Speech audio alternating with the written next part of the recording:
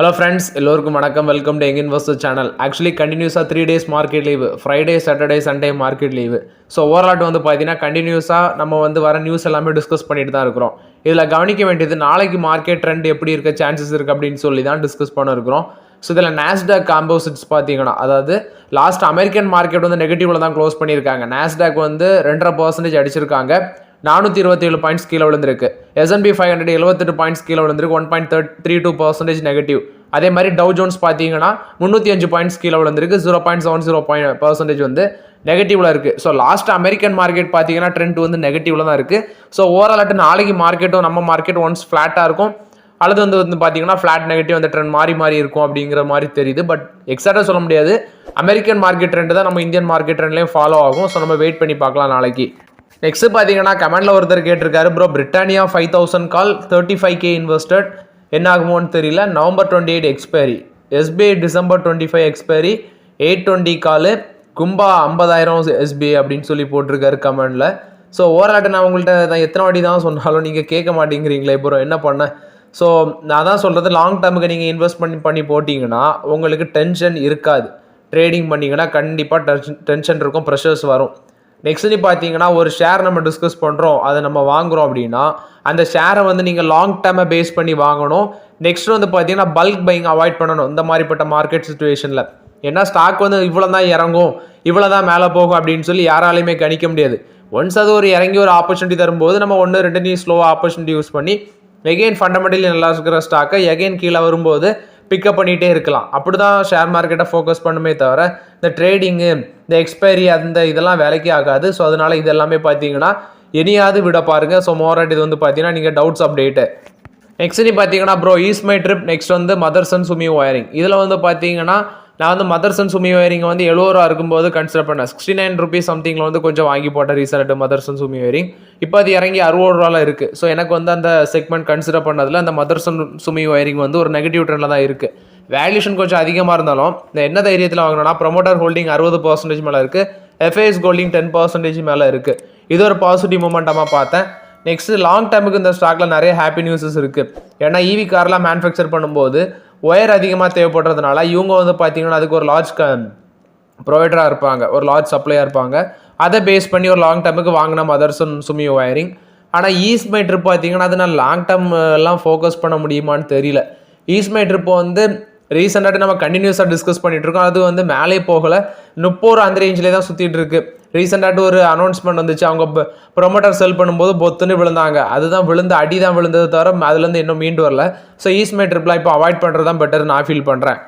Next பார்த்தீங்கன்னா இந்த CNG vehicle எல்லாமே இன்க்ரீஸ் ஆகுறதுனால கெயிலுக்கு ஒரு பாசிட்டிவாக இருக்குமா அப்படின்னு சொல்லி. ஸோ கெயில் வந்து பார்த்தீங்கன்னா பாசிட்டிவாக தான் இருக்கும் கெயில் கம்பெனிக்கு CNG வெஹிக்கிள் இன்க்ரீஸ் ஆகுறதுனால. பட் இதில் ஒன்று கவனிக்க வேண்டியது, கெயிலுக்கு மட்டும் பெனிஃபிட் இருக்காது. ஏன்னா CNG வந்து பார்த்தீங்கன்னா நிறைய கம்பெனிஸ் ப்ரொடியூஸ் பண்ணுறாங்க, சப்ளை பண்ணுறாங்க. ஸோ அது மாதிரி நிறைய கம்பெனிஸுக்கு பெனிஃபிட் இருக்கும். ஸோ கெயிலுக்கும் பெனிஃபிட் இருக்கும் அப்படின்னு சொல்லலாம்.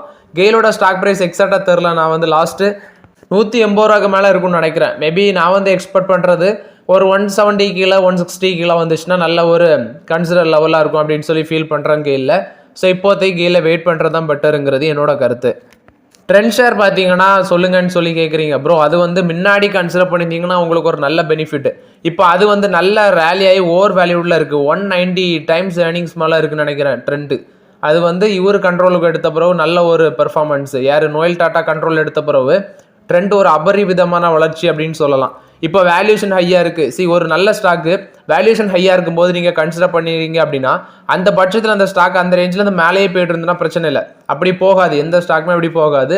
டெஃபினட்டாக அங்கேருந்து ஒரு டவுன் ட்ரெண்ட் வர சான்சஸ் இருக்குது. அந்த சமயத்தில் நீங்கள் மாட்டிப்பீங்க ஒரு ஓவர் வேல்யூட் ஸ்டாக்கை கன்சிடர் பண்ணும்போது. இதனால தான் ஓவர் வேல்யூட் ஸ்டாக்கில் வந்து பார்த்தீங்கன்னா ஃபண்டமெண்டல் சரியாக இருந்தாலும் நம்ம வந்து உள்ள என்ட்ரி கொடுக்குறது ரிஸ்க்குன்னு சொல்கிறது. நெக்ஸ்ட் பார்த்தீங்கன்னா டாக்டர் ரெட்டி லெபார்ட்டரிஸில் வந்து அப்டேட். இவங்க வந்து பார்த்தீங்கன்னா அந்த சில பாட்டில்ஸ், மெடிசன் பாட்டில்ஸை வந்து ட்ரக் பாட்டில்ஸ் ரீகால் பண்ணுறாங்க. ஸோ அது என்னென்னு பார்க்கும்போது டாக்டர் ரெட்டி லெபார்ட்டரிஸ் பார்த்தீங்கன்னா USA வந்து 2040 பாட்டில்ஸ் of 15 mg morphine sulphite extended release tablets வந்து ரீகால் பண்ணுறாங்க. ஏன்னு பார்க்கும்போது ஃபெயில்டு இம்ப்யூரிட்டிஸ் அண்ட் டீக்ரடேஷன் அப்படின்னு சொல்கிறாங்க. அந்த இம்ப்யூரிட்டிஸ் அண்ட் டீக்ரடேஷன் வந்து ஃபெயில் ஆயிருக்கு. அதனால தான் மேனுஃபேக்சரிங் இஷ்யூஸ் இருக்கிறதுனால US வந்து அந்த ப்ராடக்ட்டை நாங்கள் ரீகால் பண்ணுறோம் அப்படின்னு சொல்லி டாக்டர் ரெட்டி லெபார்ட்டரிஸ் இப்போ அப்டேட் கொடுக்குறாங்க. சரி மேபி இது வந்து நாளைக்கு வந்து மார்க்கெட்டில் இம்பாக்ட் ஆகுமான்னு சொல்ல முடியாது. இம்பாக்ட் ஆகவும் பாசிபிலிட்டிஸ் இருக்குது. 1226 ரூபா இருக்குது. டாக்டர் ரெட்டி லெபார்ட்டரிஸில் வந்து ஸ்லோவாக யூஸ் பண்ணுங்கள்.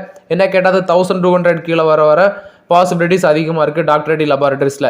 நெக்ஸ்ட்டு எஃப்டிசி லிமிடெட் அப்படிங்கிற ஒரு கம்பெனி, இவங்களும் பார்த்தீங்கன்னா சில மருந்தை ரீகால் பண்ணுறாங்க. கிட்டத்தட்ட 1,55,232 பாட்டில்ஸ் ஆஃப் திமோலோல் மெலியேட் ஆப்தலிமிக் சொல்யூஷன் இப்படிங்கிற மருந்தை வந்து யூஎஸ் மார்க்கெட்டில் இவங்களும் ரீகால் பண்ணுறாங்க. இதுலேயே வந்து பார்த்தீங்கன்னா சில இஷ்யூஸ் இருக்கிறத பேஸ் பண்ணி இவங்களும் வந்து ரீகால் பண்ணுறாங்க. ஸோ மோராட் இது வந்து டாக்டர் ரெட்டி லெபார்ட்டரிஸ் எஃப்டிசி லிமிடெட்ல வந்து அப்டேட். இந்தியா தான் பார்த்தீங்கன்னா இந்த ஜெனரிக் மெடிசனில் ஒன் ஆஃப் த லார்ஜஸ்ட் சப்ளையாக இருக்கிறாங்க. கிட்டத்தட்ட 20% ஆஃப் த ஷேர் வச்சுருக்காங்க குளோபல் சப்ளையில். 60,000 டிஃப்ரெண்ட் ஜெனரிக் பிராண்ட்ஸ் வந்து பார்த்தீங்கன்னா கிட்டத்தட்ட 60 தெரபட்டிக் கேட்டகரிஸில் வந்து நம்ம சப்ளை பண்ணுறோம். ஸோ அந்த கண்ட்ரீஸில் வந்து நம்ம கண்ட்ரியில் மேனுஃபேக்சர் பண்ணுறது கிட்டத்தட்ட 200 கண்ட்ரீஸுக்கு வந்து நம்ம ஷிப்மெண்ட் பண்ணுறோம், அதாவது எக்ஸ்போர்ட் பண்ணுறோம். Japan, Australia, west Europe, US இந்த மாதிரிப்பட்ட கண்ட்ரீஸ்க்கெல்லாம் நம்ம எக்ஸ்போர்ட் பண்ணுறோம்.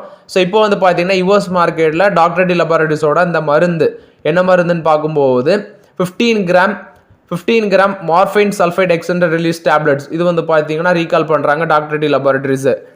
நெக்ஸ்ட் பார்த்தீங்கன்னா ஃபுட் இன்ஃப்ளேஷன் வந்து நெக்ஸ்ட் 2 குவார்ட்டர்ஸ்க்கு மாடரேட்டாக இருக்கும் அப்படின்னு சொல்லி மேரிக்கோ சொல்கிறாங்க. அதாவது அவங்களோட H2ல வந்து செகண்ட் ஹாஃபில் வந்து ஃபுட் இன்ஃப்ளேஷன் மாடரேட்டாக இருக்கும் அப்படின்னு சொல்கிறாங்க. டபுள் டிஜிட் ரெவன்யூ க்ரோத் வந்து அவங்களோட செகண்ட் ஹாஃபில் இருக்கும் அப்படின்னு சொல்லி மேரிக்கோ வந்து அப்டேட்டாக சொல்கிறாங்க.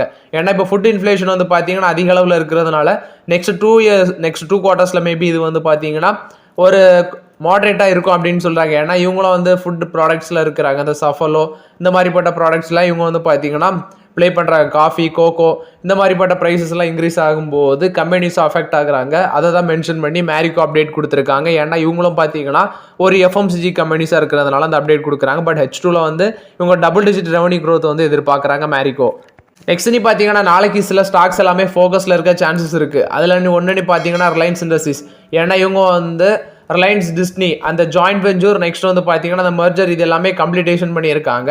ஸோ இந்த ஜாயிண்ட் வெஞ்சருக்கு நீட் அம்பானி வந்து பார்த்தீங்கன்னா சேர்பர்சனாக போட்டிருக்காங்க. கிட்டத்தட்ட 70,382 கோடி வேல்யூ உள்ள அந்த மர்ஜரை வந்து கம்ப்ளீட் பண்ணியிருக்காங்க ரிலையன்ஸ் இண்டஸ்ட்ரீஸ். ஸோ நாளைக்கு ரிலையன்ஸ் இண்டஸ்ட்ரீஸோட ஸ்டாக் ஃபோக்கஸில் இருக்க சான்சஸ் இருக்குது. கிராம்ப்டன் கிரீவ்ஸ் இதுவும் நாளைக்கு ஃபோக்கஸில் இருக்க சான்ஸ் இருக்குது. ஏன்னா ரிசல்ட்ஸ் அனௌன்ஸ் பண்ணியிருந்தாங்க. 28% ப்ராஃபிட் அதிகரிச்சிருக்கு. ரெவன்யூ 6% மேலே இன்க்ரீஸ் ஆயிருக்கு. ஸோ இதை பேஸ் பண்ணி நாளைக்கு இந்த ஷேரும் பார்த்தீங்கன்னா பாசிட்டிவ் ட்ரெண்டில் ட்ரேட் ஆக பாசிபிலிட்டிஸ் அதிகமாக இருக்குது. ஹீரோ மோட்டார் காப்போட ரிசல்ட்ஸும் வந்துருந்துச்சு. Profit 14% increase ஆயிருந்துச்சு. ரெவன்யூ 10% மேலே இன்க்ரீஸ் ஆயிருக்கு.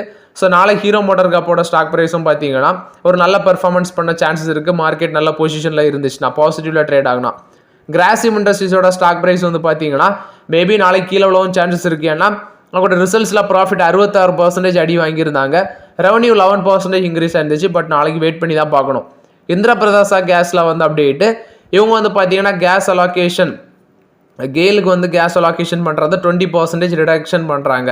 ஸோ இதுவும் நாளைக்கு இந்திரா பிரதாசா கேஸும் பார்த்தீங்கன்னா ஃபோக்கஸில் இருக்குது. அதானி டோட்டல் கேஸுக்கு வந்து அதானி டோட்டல் கேஸுக்கு கெயில் பண்ணுற சப்ளையில் 13% வந்து அதானி டோட்டல் கேஸ் ரிடக்ஷன் பண்ணாங்க. இது இங்கே இம்பேக்ட் ஆயிருக்கு. ஸோ நாளைக்கு இந்த 2 நியூஸ்மே பார்த்தீங்கன்னா ஃபோக்கஸில் சான்சஸ் இருக்க பாசிபிலிட்டிஸ் இருக்குது. பிடிசி இண்டஸ்ட்ரீஸ் இவங்களோட ஷேரும் ஃபோக்கஸில் இருக்க சான்சஸ் இருக்குது. ஏன்னா ப்ராஃபிட் 112% இன்க்ரீஸ் ஆயிருந்துச்சு. ரிசல்ட்ஸ் அனௌன்ஸ் பண்ணியிருக்காங்க. ரெவன்யூவும் இன்க்ரீஸ் ஆயிருந்துச்சு. ஹாப்பியஸ்ட் மைண்ட்ஸோட ரிசல்ட்ஸும் வந்துருந்துச்சு. டிவிடண்டும் கொடுத்துருந்தாங்க. அதே மாதிரி பார்த்தீங்கன்னா ப்ராஃபிட்டும் 15% கிட்ட ட்ராப் ஆயிருந்துச்சு, கீழே விழுந்துருந்துச்சு. பட் டிவிடண்ட் கொடுத்துருந்தாங்க. நாளைக்கு ஃபோக்கஸில் இருக்கும். ஹிந்துஸ்தான் ஜிங்க் என்ன ஃபோக்கஸில் இருக்குன்னா அது நேற்றைய வீடியோவில் டிஸ்கஸ் பண்ணிட்டோம். இவங்க வந்து பார்த்தீங்கன்னா ஒரு கோல்டு மைனிங் பிளாக் அது இவங்களுக்கு கிடச்சிருக்கு. அது வந்து இவங்க ஒரு ப்ரிஃபர்ட் பிட்டராக இருந்து அது இவங்களுக்கு கிடச்சிருக்கு. ஸோ நாளைக்கு வந்து ஹிந்துஸ்தான் ஜிங்கும் ஃபோக்கஸில் இருக்கும். சோபா லிமிடெட் இவங்களோட ப்ராஃபிட்டும் 73% அதிகரிச்சிருந்துச்சு. அதை பேஸ் பண்ணி இந்த ஸ்டாக்கும் நாளைக்கு ஃபோக்கஸில் இருக்கும். ஹொனாசா கன்சியூமர் இந்த கம்பெனி நாளைக்கு ஃபோக்கஸில் இருக்க சான்சஸ் இருக்குது. ஏன்னா இவங்க ரிசல்ட்ஸில் வந்து நெட் லாஸ் 18 கோடி நஷ்டம் அடைஞ்சிருக்காங்க. அதனால இதுவும் ஃபோக்கஸில் இருக்கும். டெலிஹிரி இது வந்து நீங்கள் கேட்டிருந்தீங்க. டெல் ஹிவரி இந்த கம்பெனி வந்து பார்த்தீங்கன்னா ப்ராஃபிட் 10 கோடி பண்ணியிருந்தாங்க. ஆக்சுவலி சேம் பீரியட் லாஸ்ட் இயரில் 105 கோடி லாஸ்ட்லேருந்து இப்போ வந்து பார்த்தீங்கன்னா 10 கோடி ப்ராஃபிட்டுக்கு திரும்பி இருக்காங்க. இதனால நாளைக்கு இது ஃபோக்கஸில் இருக்கும். கிளென்மார்க் ஃபார்மாவோட ரிசல்ட்ஸ் வந்துருந்துச்சு. இவங்க லாஸ்ட்லேருந்து ப்ராஃபிட் பாதைக்கு திரும்பி இருக்காங்க. இந்த ஸ்டாக்கும் நாளைக்கு ஃபோக்கஸில் இருக்க சான்சஸ் இருக்குது. நெக்ஸ்ட் நீ பார்த்தீங்கன்னா next week dividend bonus split கொடுக்குற ஸ்டாக்ஸ் இதில் நவம்பர் 18ஆம் தேதினு பார்த்தீங்கன்னா சிஎஃப்எஃப் ஃப்ளூயிட் கண்ட்ரோல் 50 காசு கொடுக்குறாங்க. எமாமி லிமிடெட் வந்து 4 ரூபா கொடுக்குறாங்க. மணப்புரம் ஃபினான்ஸ் 1 ரூபா கொடுக்குறாங்க. சுந்தரம் ஃபாஸ்ட்னஸ் 3 ரூபா கொடுக்குறாங்க. நெக்ஸ்ட் நவம்பர் 19ஆம் தேதி ஏகே கேபிட்டல் சர்வீஸ் 12 ரூபா கொடுக்குறாங்க. அக்ஸோ நோபல் இந்தியா 70 ரூபா கொடுக்குறாங்க. அசோக் லைலாண்ட் 2 ரூபா கொடுக்குறாங்க. ஏஷியன் பெயிண்ட்ஸ் 4 ரூபா 25 காசு கொடுக்குறாங்க. சாம்பல் ஃபெர்டிலைசர் அண்ட் கெமிக்கல்ஸ் 5 ரூபா கொடுக்குறாங்க. கொச்சின் ஷிப்யார்ட் 4 ரூபா கொடுக்குறாங்க. ஈசப் இந்தியா 25 ரூபா கொடுக்குறாங்க. குஜராத் பீப்பா போர்ட் வந்து 4 ரூபா per ஷேர் கொடுக்குறாங்க. இன்ஃபோ எட்ஜ் இந்தியா வந்து 12 ரூபா கொடுக்குறாங்க. எம்ஆர்எஃப் 3 ரூபா கொடுக்குறாங்க. நவ்னித் எஜுகேஷன் 1 ரூபா 50 காசு கொடுக்குறாங்க. ஓஎன்ஜிசி 6 ரூபா கொடுக்குறாங்க. பிபிஏபி ஆட்டோமோட்டிவ் 1 ரூபா கொடுக்குறாங்க. பிரிசிஷன் ஒயர் இந்தியா 35 காசு கொடுக்குறாங்க. Proctor Gamble hygiene and health care 95 ரூபா கொடுக்குறாங்க. ஸோ இது வந்து பார்த்தீங்கன்னா இந்த விக்ஷன் 500 மேனுஃபேக்சர் பண்ணுற கம்பெனி. ஆர் சிஸ்டம் இன்டர்நேஷனல் 6 ரூபா 50 காசு கொடுக்குறாங்க. சஃபாரி இண்டஸ்ட்ரீஸ் 1 ரூபா 50 காசு கொடுக்குறாங்க. சாக்ஸ்ஃபார்ட் 40 காசு கொடுக்குறாங்க. தனேஜா ஏரோஸ்பேஷன் அண்ட் ஏவியேஷன் 1 ரூபா கொடுக்குறாங்க. The great eastern shipping company 7 ரூபா 20 காசு. டிரான்ஸ்காப் இன்டர்நேஷனல் ஹேட் இவங்க வந்து 30 காசு கொடுக்குறாங்க. ஸோ இது எல்லாமே நவம்பர் 19ஆம் தேதி ரெக்கார்ட் டேட் வர கம்பெனிஸ். நவம்பர் 20ஆம் தேதி பார்த்தீங்கன்னா வைபவ் குளோபல் 1 ரூபா 50 காசு. விதி ஸ்பெஷாலிட்டி ஃபுட் இன்கிரிடியன்ட்ஸ் 1 ரூபா கொடுக்குறாங்க.